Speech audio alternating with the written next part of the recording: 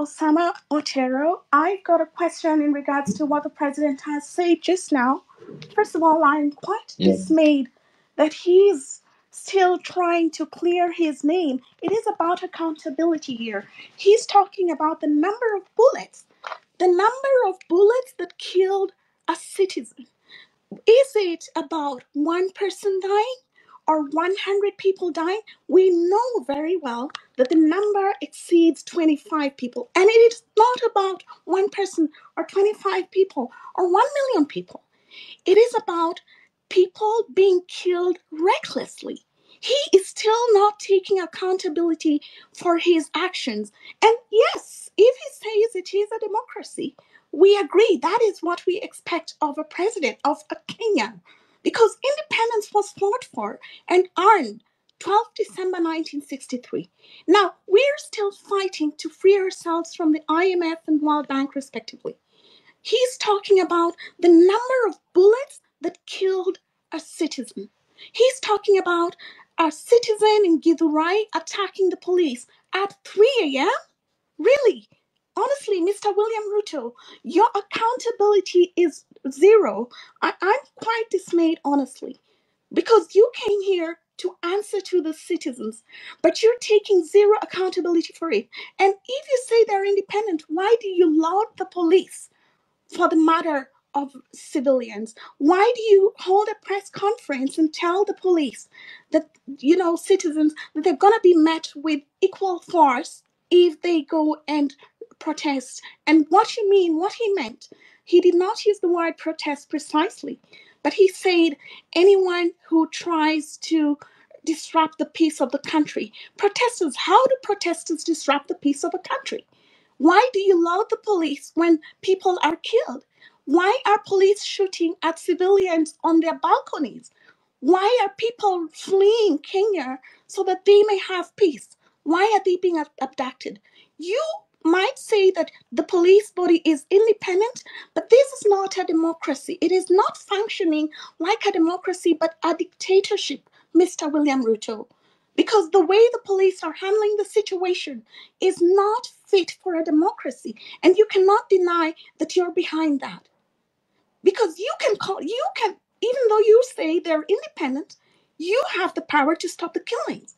But instead you go, after all the killings, you go hold a press conference and laud them. Sincerely, we saw Mano Mano last year, how you dealt with the citizens. Same scenario this year. When is that going to stop? What kind of a democracy is this? Can you define what a democracy is, Mr. William Ruto? I think you grew up in a very authoritarian family that you expect people just to dance to your tune. In a democracy, the right to picket and to protest is guaranteed in the Constitution. The countries you travel to, Germany and, United States, first of all, why did you grant them visa-free entry to Kenya? Africans do not have the luxury. Even diasporans don't have that luxury. The way diasporans are being treated at the airport, these bills. Now, what you did when you granted Europeans visa-free entry to the country is giving them the right to disrespect Kenyan citizens abroad.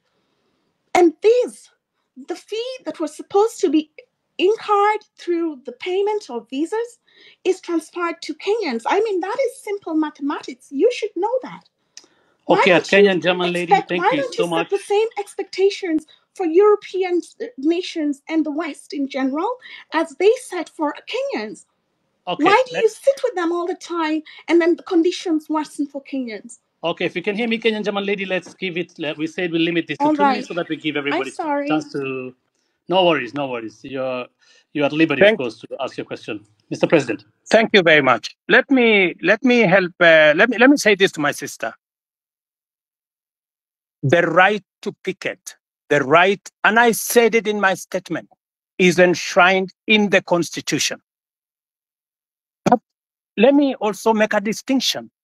I said the protesters, peaceful, within their democratic right, were hijacked. There are people who infiltrated.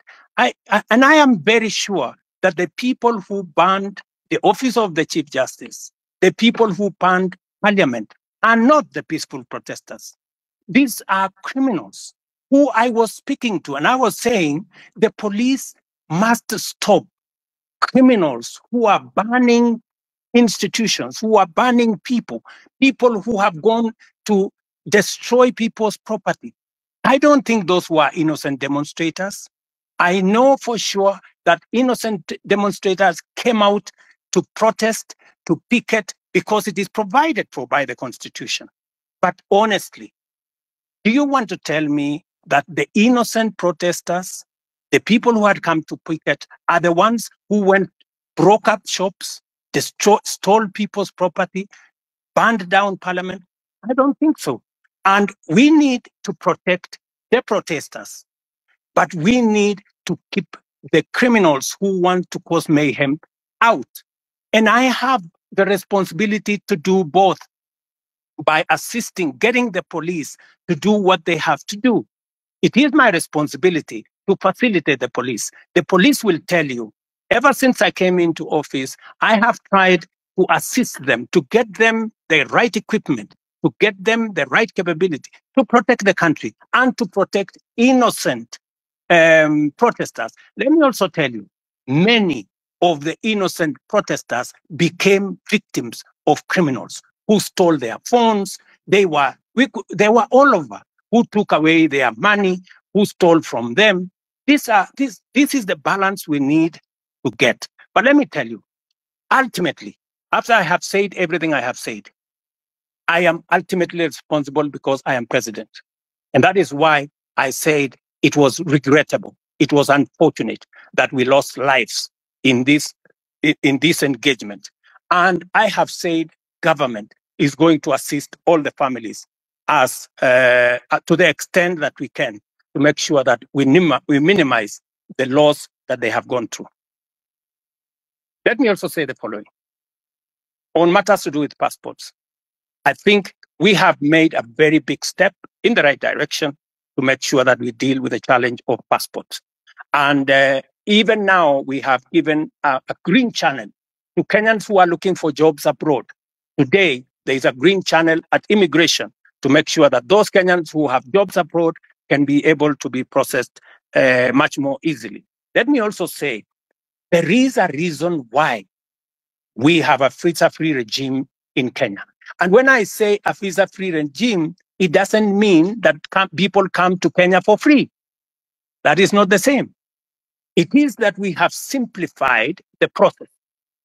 Today, you will come to Kenya. We have simplified the process because we want to escalate our numbers. And for your information, because of the visa-free regime, we now have a program called ETA. Our numbers for tourism have gone up by 500,000. More Kenyans today have jobs in our hotels. Our hotels in Kenya today are 80% full in many instances.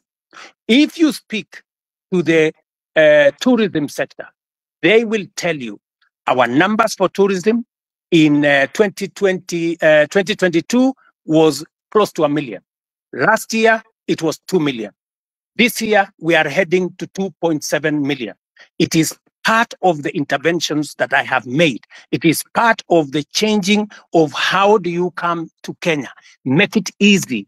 Today, you don't have to go to no office. Today, you can get your ETA, pay for it online, and be able to come to Kenya easily. And Kenya is not the only country in Africa that is doing that. We are all doing that. Look at what is happening in Europe. 27 countries in Europe, they don't have a visa between them. They have abolished visa between them. Why would we want to keep a visa regime that keeps business people, that keeps tourists out and makes it much more difficult for them to come and enjoy what we have? For your information, Kenya should not be having 2.7 million tourists. We should be having 10 million. In fact, London has nothing to show. London is blocks, old places. They have 20 million tourists.